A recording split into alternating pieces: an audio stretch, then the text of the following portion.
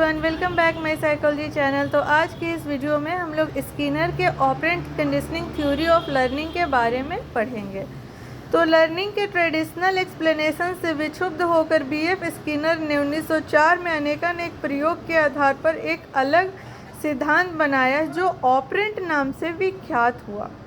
यह सिद्धांत पैवलोव के अनुकूलन सिद्धांत तथा थॉर्नडाइक के प्रयत्न एवं भूल सिद्धांत पर आधारित था, लेकिन इन्होंने पैवलोव और थॉर्नडाइक से केवल रॉ मटेरियल लिए थे और एक नए सिद्धांत का स्थापना किया था। पैवलोव से आप वो थॉर्नडाइक से वो पजल बॉक्स ले लिया और उसके जगह वो स्किनर बॉक्स का सिद्धांत बनाया। वैसे ही पैवलोव के भी नियम जो सिद्धांत था उससे भी कुछ लिया, लेकिन वो ये सबसे कुछ रॉ मटेरियल लेकर एक अपूर्व सिद्धांत की रचना किए। तो इंस्ट्रूमेंटल कंडीशनिंग की धारणा सर्वप्रथम स्किनर ने ही दी और फिर उसमें संशोधन लाकर ऑपरेंट कंडीशनिंग की प्रणाली विकसित की। लर्निंग की व्याख्या के लिए स्किनर ने रिस्पॉन्स को भी दो भागों में बांटा है। पहला रिस्पॉन्डेंट बिहेवियर, दूसरा ऑपरेंट बिहेवियर। तो रिस्पॉन्डेंट बिहेवियर में उत्तेजना का रहना जरूरी है और ऑपरेंट बिहेवियर में उत्तेजना का रहना जरूरी नहीं है। रिस्पॉन्डेंट बिहेवियर अनैच्छिक होता है और ऑपरेंट बिहेवियर क्या होता है, तो ऐच्छिक होता है। तो इसी के बारे में हम लोग अभी पढ़ेंगे। तो रिस्पॉन्डेंट बिहेवियर किसी निश्चित उत्तेजना द्वारा अध्ययनकर्ता प्राणी में जिस व्यवहार को उत्पन्न करता है उसे क्या कहते हैं, रिस्पॉन्डेंट बिहेवियर। और दूसरे शब्दों में इसे इलिसिटेड बिहेवियर भी कहते हैं। ठीक इसके विपरीत जिन व्यवहारों को उत्पन्न करने के लिए किसी विशेष उत्तेजना की जरूरत नहीं है उसे क्या कहते हैं, तो ऑपरेंट बिहेवियर कहते हैं। और दूसरे शब्दों में इसे इमिटेटेड बिहेवियर भी कहते हैं, क्योंकि ऐसे व्यवहार को प्राणी स्वेच्छा से करता है। ऑपरेंट बिहेवियर को प्राणी क्या करता है, स्वेच्छा से करता है, ऐच्छिक रूप से करता है। और रिस्पॉन्डेंट को ऐच्छिक रूप से नहीं करता है, वो अनैच्छिक रूप से होता है। तो स्किनर ने इंस्ट्रूमेंटल कंडीशनिंग और ऑपरेंट कंडीशनिंग में भी अंतर किया है। इंस्ट्रूमेंटल कंडीशनिंग में सभी ट्रायल्स एक दूसरे से अलग होते हैं और इन ट्रायल्स से जो व्यवहार परिमार्जन होता है वही लर्निंग कहलाता है। यदि किसी रिस्पॉन्स से लर्निंग को रेनफोर्समेंट मिले और ट्रायल समाप्त हो जाए तो वह इंस्ट्रूमेंटल कंडीशनिंग कहलाता है।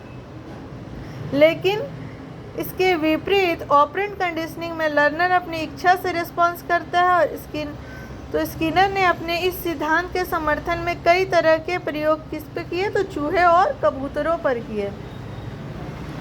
यहाँ हम उनके द्वारा चूहा पर किया गया एक प्रयोग की चर्चा करेंगे।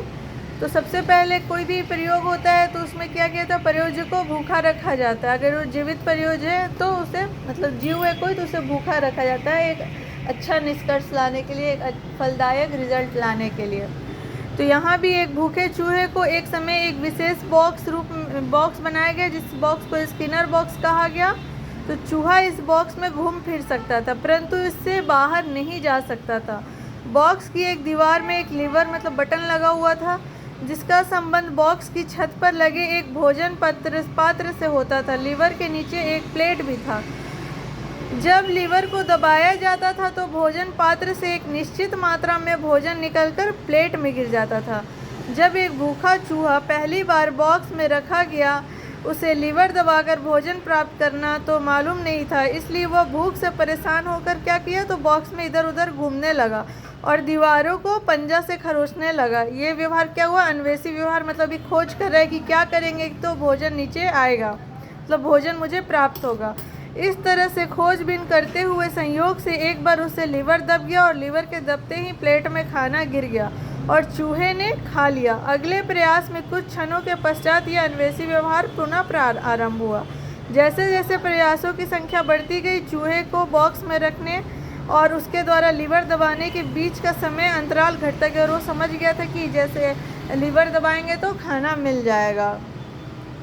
तो स्किनर ये क्या हुआ, तो स्किनर बॉक्स जिसे ऑपरेंट कंडीशनिंग चैम्बर के भी नाम से जाना जाता है, इसमें एक ऐसा उपकरण है जिसका उपयोग किसी जानवर के या यहाँ चूहा लिया गया था के व्यवहार को एक संकुचित समय सीमा में निष्पक्ष रूप से रिकॉर्ड करने के लिए किया जाता है। किसी जानवर जो चूहा है के कुछ खास व्यवहार करने के लिए पुरस्कृत या दंड भी यहाँ किया जाता है। तो जैसे चूहा यहाँ अभी लिवर प्रेस करता है तो उसको क्या मिलता है, खाना मिलता है। वो क्या हुआ, इसका पुरस्कार हुआ। जब स्किनर बॉक्स में रखते ही चूहा लिवर दबाकर भोजन प्राप्त कर लेता है तो लिवर दबाने की अनुक्रिया ऑपरेंट रिस्पॉन्स है, जिसका परिणाम भोजन प्राप्ति है। ये इसका क्या हुआ, एक रिवॉर्ड हुआ। ये क्या हुआ, अच्छा रिस्पॉन्स हुआ। यहाँ लिवर दबाने की अनुक्रिया भोजन प्राप्त करने में निहित है, इसलिए इस प्रकार के अधिगम इंस्ट्रूमेंटल कंडीशनिंग या नैमित्तिक अनुबंधन भी कहलाता है। ऑपरेंट कंडीशनिंग, जिसे स्किनर ने सीखने के मुख्य आधार बनाया, ये कुल कितने अवस्थाएं में होती है, तो 3 अवस्था में होती है, pre training phase, conditioning phase और एक्सटेंशन फेज। लर्निंग पर अध्ययन हेतु पहले एक सरल प्रतिक्रिया चुनी जाती है ताकि उसे आसानी से दोहराया जा सके और जिससे लर्नर को रेनफोर्समेंट भी मिलती रहे, मगर जो कोई प्रबलन हो उस पर प्रयोगकर्ता का नियंत्रण बना रहना चाहिए। जब चूहे को बॉक्स में पहली बार रखा गया तो उस समय उसे लीवर का बिल्कुल महत्व पता नहीं था कि लीवर दबाने से ही खाना मिलेगा।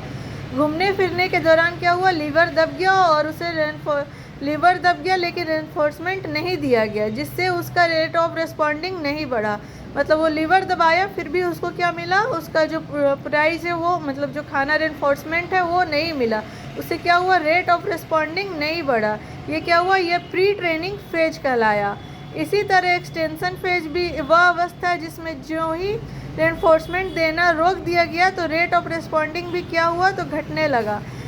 उसमें क्या हुआ, तो रेनफोर्समेंट देना रोक दिया गया तो उसका जो रेट ऑफ रिस्पॉन्डिंग है कि लीवर दबाएंगे फिर खाना मिलेगा, वो भी कम होने लगा। अपने प्रयोग के दौरान स्किनर ने देखा कि लर्नर का रेट ऑफ रिस्पॉन्डिंग भी कई फैक्टर से निर्धारित होता है, जिसमें शेड्यूल ऑफ रेनफोर्समेंट एक मजबूत निर्धारक होता है जिससे प्रतिक्रिया दर निर्धारित होती है। यह शेड्यूल भी 3 तरह का होता है, continuous reinforcement, continuous non reinforcement और इंटरमीडिएट रेनफोर्समेंट। पहले रीति में या पहली अवस्था में चूहे को हर रिस्पॉन्स करने पर रिस्पॉन्समेंट दिया जाता है, चाहे वो गलत करे सही करे, उसको हर रिस्पॉन्स में क्या दिया जाता है, तो हर रिस्पॉन्स में उसको कुछ रेनफोर्समेंट दिया जाता है। दूसरी अवस्था में क्या कहते, उसके सभी रिस्पॉन्स पर लगातार प्रबलन नहीं दिया जाता, मतलब लगातार रेनफोर्समेंट नहीं दिया जाता सभी रिस्पॉन्स पे। पहले में सभी रिस्पॉन्स पे उसको रेनफोर्समेंट दिया जाता था, दूसरे में सभी पर नहीं रेनफोर्समेंट, मतलब उसको कुछ दिया जाता था। दैनिक जीवन में शेड्यूल में ये दोनों अव्यवस्था सीखने के दौरान बहुत कम ही देखी जाती है। इंटरमीडिएट रेनफोर्समेंट ही लर्नर के व्यवहार को सबसे ज़्यादा प्रभावित करती है क्योंकि इसमें एक्सटेंशन की रेट कम होती है। स्किनर ने इसी तीसरी अवस्था का सबसे ज़्यादा महत्व दिया है। इस शेड्यूल में लर्नर बिना प्रबलन के ही कुछ रेस्पॉन्सेस करता है और एक्सटेंशन काल में भी कुछ समय के लिए रेस्पॉन्सेस करता ही रहेगा। प्रयोग से भी यह पता चलता है कि लगातार प्रबलन पाने वाले ने बिना प्रबलन के रिस्पॉन्स करना नहीं सीखा।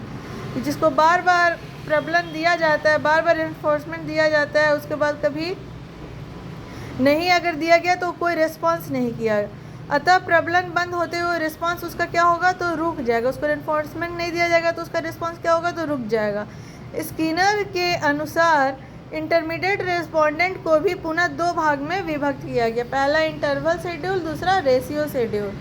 तो इंटरवल शेड्यूल में स्किनर ने इंटरवल शेड्यूल का उपयोग कबूतरों का अध्ययन करने पर पाया कि इंटरवल रेस्पोंडेंट की लंबाई कम होने पर रिस्पॉन्स अधिक हुए, मतलब रिस्पॉन्स अगर हम रेनफोर्समेंट कम समय पर दिए तो उसका अधिक रिस्पॉन्स हुआ, और उसका रेनफोर्समेंट का लंबाई अगर हम अधिक कर दिए तो उसका रिस्पॉन्डिंग रेट भी धीरे धीरे घटने लगा।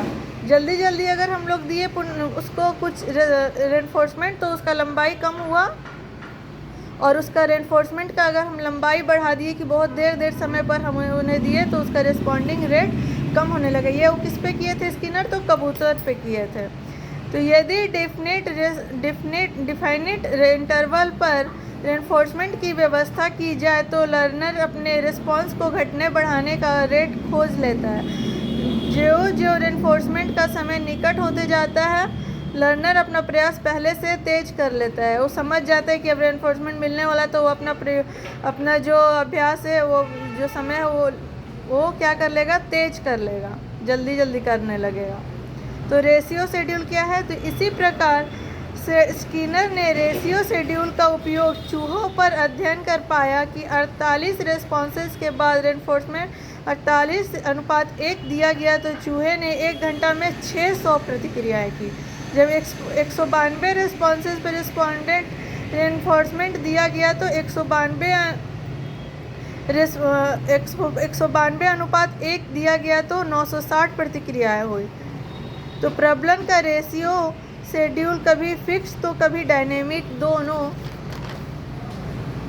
दोनों ही तरह का हो सकता है। इस अध्ययन से स्पष्ट हुआ कि वेरिएबल रेशियो शेड्यूल देने से प्राणी का रिस्पॉन्स रेट तो बढ़ता है किंतु टेंशन भी साथ साथ बढ़ने लग जाता है कि कम समय में जल्दी काम करना है। अब तक स्किनर के इस सिद्धांत में केवल पॉजिटिव ट्रांसफ़र का रेनफोर्समेंट का ही महत्व दर्शाया गया, मगर स्किनर ने सीखने के लिए निगेटिव रेनफोर्समेंट जैसे पनिशमेंट को भी काफ़ी प्रभावशाली माना और यह भी कहा कि कभी कभी दंड देने से रिस्पॉन्स रेट कम तो होता है परंतु उसका प्रभाव अवश्य ही काफ़ी देर तक बना रहता है। जब उन्होंने कबूतर पर अध्ययन किया तो क्या किए थे, उसमें दंड के रूप में करंट का यूज़ किए थे पनिशमेंट में। इस तरह हम पाते हैं कि दंड से संबंधित स्किनर के विचार दैनिक जीवन के लिए बड़े ही उपयोगी है। स्किनर ने देखा कि अवांछनीय व्यवहार को रोकने में पुरस्कार की अपेक्षा दंड अधिक लाभप्रद होती है, लेकिन दंड से व्यक्ति यह सीखता नहीं है कि उसे क्या करना चाहिए, उसे क्या नहीं करना चाहिए। दंड से ये नहीं सीख पाता है। यही कारण है कि आज ऑपरेंट कंडीशनिंग का उपयोग बहुत सारे प्रॉब्लम बिहेवियर को परिमार्जन करने में धड़ल्ले से होने लगा है। प्रॉब्लम बिहेवियर जब भी आता है तो किसका यूज़ होता है? अभी हमारे तो ऑपरेंट कंडीशनिंग का। प्रॉब्लम बिहेवियर एक साइकोन्यूरोसिस हुआ, उसमें किसका यूज़ होता है? तो ऑपरेंट कंडीशनिंग का। साइकोथेरेपी में तो यह तरीके और भी उपयोगी सिद्ध हो चुका है, फिर भी इसके द्वारा शरीर में स्वतः संचालित अनैच्छिक क्रियाओं को भी सफलतापूर्वक नियंत्रित किया जा सकता है। इससे ब्रेन में अल्फ़ा वेव्स को भी नियंत्रित किया जाता है। ब्रेन में जो अल्फ़ा वेव्स होता है उसको भी किससे नियंत्रित किया जाता है? तो ऑपरेंट कंडीशनिंग का उपयोग करके। अब इसका हम लोग कुछ इवैल्यूएशन भी देखेंगे। इस तरह स्किनर के सिद्धांत सीखने की व्याख्या बड़े ही वस्तुनिष्ठ, प्रायोगिक और वैज्ञानिक आधार पर प्रस्तुत करता है, जो एसआर स्टिमुलस रिस्पॉन्स परंपरा के अन्य व्यवहारवादियों से भिन्न घोषित करते हैं या कहते हैं। साइकोलॉजी ऑफ लर्निंग में यह एक महत्वपूर्ण ब्रेक थ्योरी माना जाएगा। स्किनर की सबसे ज़्यादा प्रतिष्ठा वेल डिज़ाइन बॉक्स वाले प्रयोग से ही मिली, क्योंकि प्रयोग में ऐसे नमूने शायद ही कभी देखने को मिलते हैं। उनके सिद्धांत के आज देर से इम्प्लीकेशन और एक्सटेंशन नित्य प्रति निकल रहे हैं। यदि ऑपरेंट बिहेवियर की जांच सफलतापूर्वक हुई तो संभव है पुराने एसआर कंसेप्शन को भी शायद धक्का लगे, जो काफ़ी लंबे समय से आज तक दुनिया में व्याप्त है। मतलब उसमें अगर हम रेनफोर्समेंट देते हैं तभी काम करता है, लेकिन ऑपरेंट बिहेवियर में जब रिस्पॉन्डेंट रेनफोर्समेंट नहीं देते हैं तो भी अच्छा रिजल्ट आता है, ये बोल रहा है। और एसआर कंसेप्शन जो अभी तक चला रहा था उसमें क्या है कि रेनफोर्समेंट मिलेगा तो अच्छा बिहेवियर होगा, सही बिहेवियर होगा। लेकिन ऑपरेंट बिहेवियर में अगर रेनफोर्समेंट रोक भी दिया जाता है तो भी व्यवहार सही होता है। मोटिवेशन की व्याख्या में तो स्किनर ने सचमुच विलक्षणताएं दिखाई हैं, साथ ही इनकी पनिशमेंट संबंधी व्याख्या भी सराहनीय है, लेकिन इनके सिद्धांत के उपर्युक्त विशेषताओं के बावजूद भी निम्नांकित आपत्तियां उठाई गई। इतने सारे इनके अच्छाई है फिर भी इन पर कुछ आपत्ति उठाई गई है जो निम्नलिखित है। पहला, ऑपरेंट रेस्पॉन्डेंट डिस्टिंक्शन। स्किनर ने ऑपरेंट एंड रेस्पॉन्डेंट बिहेवियर के बीच अंतर माना है, परंतु आधुनिक मनोवैज्ञानिक उनके विचार से सहमत नहीं है। मूलर एंड टेरेंस के अनुसार ऑपरेंट और रेस्पॉन्डेंट कंडीशनिंग के बीच कोई स्पष्ट सीमा रेखा खींचना संभव नहीं है। और ये क्या बोले थे कि ऑपरेंट में उत्तेजना का रहना ज़रूरत नहीं है और रेस्पॉन्डेंट में उत्तेजना का रहना ज़रूरी है। लेकिन मूलर और टेरेंस ने क्या बोला कि कोई भी ऑपरेंट और रेस्पॉन्डेंट में कंडीशनिंग के बीच कोई भी स्पष्ट सीमा रेखा खींचना संभव नहीं है। Learning performance distinction. बंडूरा और ईटन 1966 का विचार है कि स्किनर थ्योरी शिक्षण एवं निष्पादन के बीच अंतर बताने में असफल रहा है। शिक्षण और निष्पादन के बीच अंतर बताने में क्या रहे हैं, तो असफल रहे हैं। टॉलमैक एंड हुंजिक ने का विचार है कि प्रबलन से मुख्यतः निष्पादन प्रभावित होता है। Lack of group of experimental, इनका नेक्स्ट था आलोचना। स्किनर ने इंडिविजुअल एक्सपेरिमेंट किया है और जबकि ग्रुप एक्सपेरिमेंट से वो क्या करे हैं, तो बचते रहे। वो सिर्फ किस पे किए, तो इंडिविजुअल पर करे हैं, जिससे इनका सिद्धांत स्टैटिस्टिकल ट्रीटमेंट वैलिड नहीं होता है। चोमेस्की भी स्किनर थ्योरी की आलोचना की है। चोमेस्की का विचार है कि स्किनर का स्टिमुलस रिस्पॉन्स स्ट्रेंथ का कंसेप्ट ऑब्जेक्टिव तथा वैलिड नहीं है। तो इस तरह स्पष्ट है कि स्किनर के सिद्धांत में अनेकानेक गुण के बावजूद भी इसमें अनेक दोष भी हैं, फिर भी इनके सिद्धांत का व्यवहारिक महत्व कम नहीं है। तो ये क्या था, operant behaviour, operant conditioning theory था, जो कि एक काफ़ी सीखने का महत्वपूर्ण विधि है और ये एग्ज़ाम में भी आता है। तो इसके आप लोग अच्छे से इसको पढ़िए और समझिए।